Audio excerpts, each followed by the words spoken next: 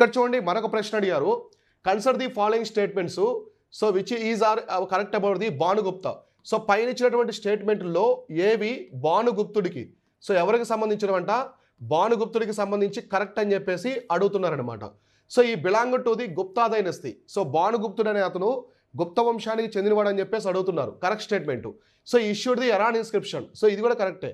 ఇతను ఎరాన్ శాసనాన్ని వేయించాడు అనమాట. ఎరాన్ శాసనాన్ని వేయించింది ఎవరంటే ఈ యొక్క భానుగుప్తుడు. ఈ ఎరాన్ శాసనంలో సతీ సహగమనం.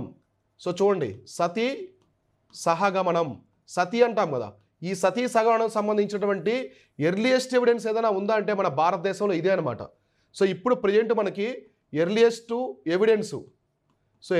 ఎవిడెన్స్ ఏమైనా ఉందా అంటే సో ఎర్లియస్ట్ ఎవిడెన్స్ ఇదే అనమాట. అంటే సతీ సహగమనం, భర్త చనిపోతే బ్రతికున్న భార్యని అదే చితిలో తోహేస్తారు.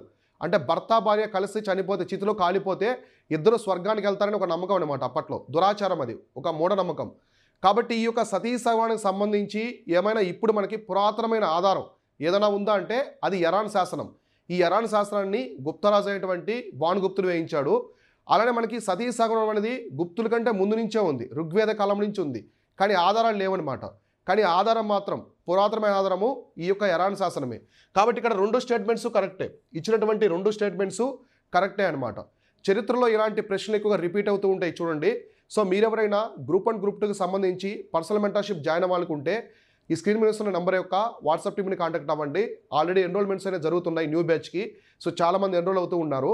సో మీరు కూడా ఇప్పుడే ఎన్రోల్ చేసుకోండి. మంది పర్సనలైజ్డ్ మెంటర్షిప్ కాబట్టి చాలా తక్కువ సీట్స్ ఉంటాయి. త్వరగా ఎన్రోల్ అవ్వండి.